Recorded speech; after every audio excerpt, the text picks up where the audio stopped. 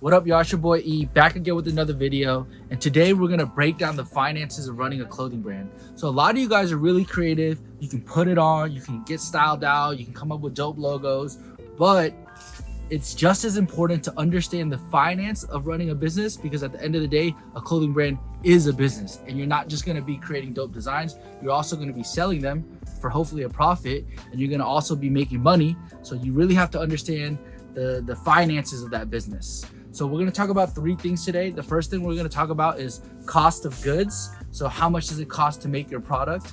How can you make your product cheaper? How can you create better quality products for a lower price? Because obviously those are things that are very important. The second thing we're going to talk about is profit margins and how much you should wholesale your product for, how much you should retail your product for. And then the third thing we're going to talk about is operating expenses. So how much does it cost to run your Shopify store? How much does it cost to have an employee or to ship out your products? So let's get onto the whiteboard and let's crunch some numbers. So the first thing we're going to talk about is cost of goods. And at the end of the day, what do I always tell you guys? Half of the money that you're making is in the buying process. So part of the game is being able to buy really good quality clothes for the low. So here's some tips that I'm gonna teach you guys that we actually use at Superline.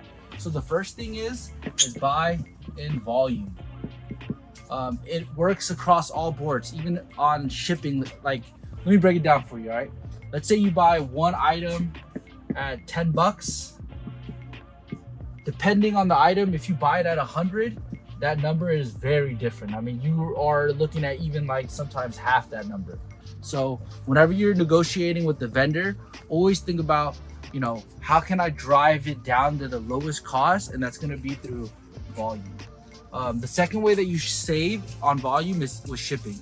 So let's say you buy one product at $10 and it costs $12 to ship, right? Well, now that product cost is $22.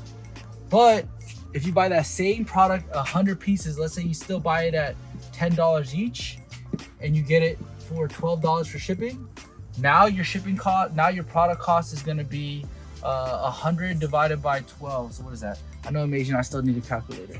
12 divided by 100. So you're looking at 12 cents per item to ship.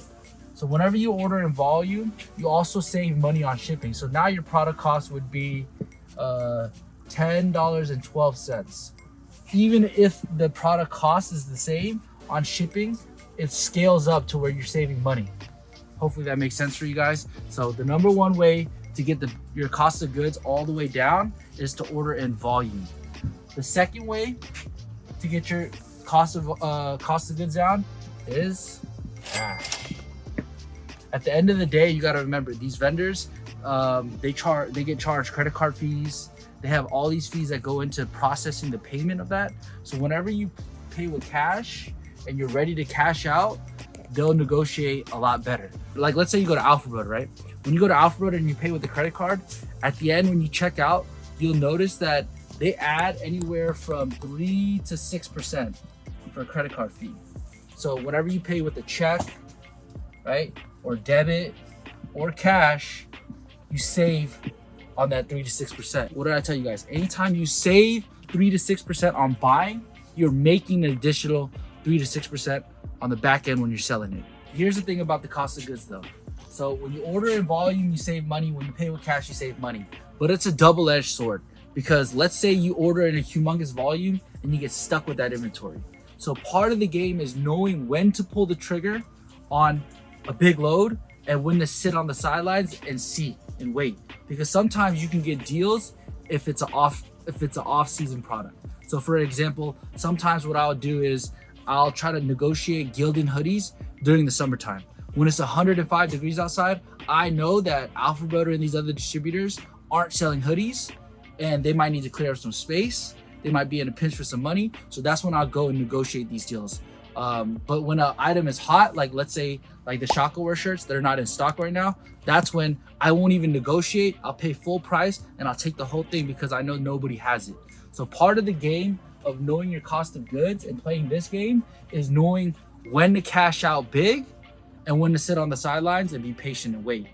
So I hope that helps you guys out. Okay, so the second thing we're gonna talk about today is going to be profit margins. So as a sales rep or as an owner of a brand, you have to understand your profit margins for you to really understand your business, to see how much money you're making and how much room you have for every product. So the best way to calculate profit margins is going to be this formula right here. And when I used to work at the bank, the one thing that a lot of suit and tie people would do, or a lot of corporate people would do, or a lot of banks would do, is that they would hide regular, simple concepts in complicated words. So essentially they would use different jargon or different language to make it seem like you can't understand it, because that way they can finesse you. So understanding these words is really not that difficult. The concepts aren't that difficult. You don't have to go to school. You don't have to graduate from college to understand this. And the more you understand it, the less these suit and tie guys can finesse you. So make sure you're understanding this, because again, it's just that important. So to understand your profit margins, the formula that you want to use is net profit margin equals, right? So in order to calculate your net profit margins, what you'll need to do is you need to get your net profit, and then you need to divide it out by your total revenue. So with revenue, it essentially means how much money you're collecting, right? Net profit is what is your profit after all of your expenses. Gross profit would be what is your profits before expenses. So that's the difference between net and gross. Gross is going to be the whole bag, and net is going to be what's left after you got to take care of the electricity, the rent, the employees, whatever it is. So that's what net means. That's the difference between net and gross. And then that gives you your profit margin. So to break it down, let's say you were getting a product for, $10 and you sold it for $20. So let's say you sold the product for $20, right? If your cost of goods was $10, then that means your net profit is $10, right? So that means your profit margin is 50%. It's really not that difficult. And now what I'm gonna do is I'm gonna break down what your profit margin should be in retail and in wholesale. So first, let's start off with wholesale, okay? So let's say with wholesale, let's say you had a brand and you were trying to sell it to a DTLR, a Jimmy Jazz, a Foot Locker, an Urban Outfitters, a PacSun. So let's say your cost of goods was $10, right? What you want to do is you want to wholesale it to them at $20, and then you want them to retail it at $40. So from 10 to 20, you're looking at a 50% margin. Because again, if you go back to this formula, right? Per product, your total revenue would be $20, right? If your cost of goods was 10, you're profiting 10, right? So 10 divided by 20 gives you 50% markup, 50% margins.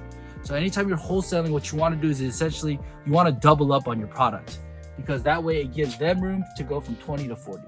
Now let's say you're going retail, okay? All right, so what retail is essentially you're selling directly to the consumer. So you're gonna be selling on your Shopify store, or you're gonna be selling hand to hand in the streets, or you're gonna open up your own store. You're gonna be selling out of your own store. What you wanna do then is you wanna take your $10 cost of goods, right?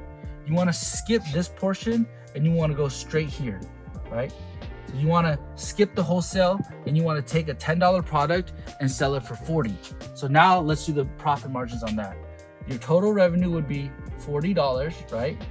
If it costs you $10, your net profit would be $30, right? So you do 30 divided by 40. I know I'm Asian, but I'm not that great at math. So we have a calculator. You're looking at 75% margins. So I would say anytime you're running a business, being at this 50% margin is gonna be a really good sweet spot, because essentially at 50%, you're investing $10 and you're doubling that money, which is crazy and unheard of. And now what I'm gonna do is I'm actually gonna talk about some of the strategies that go into your profit margins. So that way, understanding your profit margins is gonna help you develop a better sales strategy.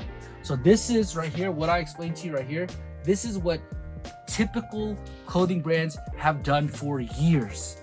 When you go to PacSun and you see a t-shirt that's listed at $40, for the most part, usually it costs that brand $10. They're selling it to PacSun for 20, and then PacSun's doubling up. So anytime you see a product at a mall store, just divide that product by half, and that's probably what they're paying, and then divide that number by half again, and that's probably what it costs the brand to make. That's just from my experience of being in this industry. But because of the internet, a lot of things are changing. So now let's talk about sales strategies with the profit margins. So now that you guys understand this, right? What I just showed you was a traditional model, but now you got to remember that we have the internet and there's something called D2C. It's called direct to consumer. So the brands will skip the retailers and they'll go straight to the end consumer. But when they do that, right? Before they got it at $10, it would go to the wholesaler for $20, and now it would go at $40, right? This was the traditional model, but because of D2C, because of the direct to consumer model, right? A lot of times what's happening is that these brands are giving the end consumer a better price. So instead of going from 10 to 40, they're going 10 to 20 straight to the consumer. So the end customer is actually saving $20 here, and they're still making a 50% margin, which is, again, that's kind of what you want to aim for. So anytime you're running a retail brand, you want to aim for the 50% margin. But the only thing about this model is that when you go this way, you essentially kill your wholesale business, because no retailer is going to be able to sell something at $40 when you're selling it at $20. So that's something to understand with your profit margins. To give you guys a really good idea, in traditional real wholesale business, right? That's not like including in a brand. I'm talking about like when you go on Beaufort Highway and you see these mom and pop wholesale stores, traditionally, they're getting anywhere from 10 to 15% margins. Maybe if they're lucky, they're getting 20 to 25. So that's the traditional wholesale model. So understanding your margins is going to help you come up with a better sales strategy, because let's say your brand has the brand value of where you can take a $10 product and sell it for 40, then keep it that way. And you can go and try to get into a PacSun or, a Nordstrom's. But let's say you don't want to go that route. Let's say you go kind of the route that we go, which is sell a lot in volume, right? So this is what one of my rich friends told me, right? You can either play the game up here. Up here, your margins are crazy. 1,000%, 100% margin. You have crazy margins, right? But you sell little volume, right? So this would be like a Louis Vuitton. A Louis Vuitton handbag is $3,000 to $5,000. It does not cost them $3,000 to $5,000 to make it, but they're also not selling hundreds and thousands of Louis Vuitton purses every single day, right? Or what you want to do is you want to play the bottom of the barrel, which is your margins are very slim, right? Your profit margins are 10 to 20%, but your volume is crazy. So this is the game that Superline Wholesale plays. This is the game that Fashion Nova plays. This is the game that Chanel, Louis Vuitton, LVMH, and luxury brands play. Anybody in the middle, you're gonna get crushed. That's what one of my good mentors told me. So understanding these profit margins will help you come up with where you fit in this strategy, and that will help you sell your brand. All right, guys. So the third thing I'm gonna talk to you guys about is called operating expenses. So operating expenses is essentially the expenses that you need to operate your business. For example, rent of this warehouse space, the electricity it takes to power this, the electricity it takes to turn on the AC, the water bill I have to pay to give my guys water, the employees that I have to pay to run this business. And if you're watching this video, chances are you're just starting out. So I'm not going to go too in depth in the operating expenses, but I do have one tip of advice for you, all right? Keep your monthly expenses as low as possible. A lot of you guys might have gone viral. You might have hit a crazy month, a 100K month, but there's no guarantees in life. You're not going to be able to, you can't guarantee that you're going to hit that every month. So a lot of people, what they do is they'll hit 100K in a month, and then they'll go make their monthly 50K. They'll go sign a crazy lease. They'll go hire all these employees. But then the next month, they'll only hit 20K. But then your monthly is still 50. That's how you go bankrupt, and that's how you belly over. So a lot of the stuff and the philosophy that we have here is that we want to drive this up as much as we can, and we want to drive this down as much as we can. And you'd be surprised if I really broke down the numbers here at Superline Wholesale. The numbers that we do here compared to the numbers of our expenses is very low. So when I was starting out, A lot of people were like, why don't you hire this? Why don't you hire that? You gotta remember, when I was starting out, I was cutting the vinyl, I was reading the vinyl, I was printing the vinyl, I was taking the phone calls, I was taking sales meetings, I was buying the merchandise, I was designing product, I cooked up the website, I was shooting product. Literally had my hands in every aspect of the business because I wanted to keep my monthly as low as possible.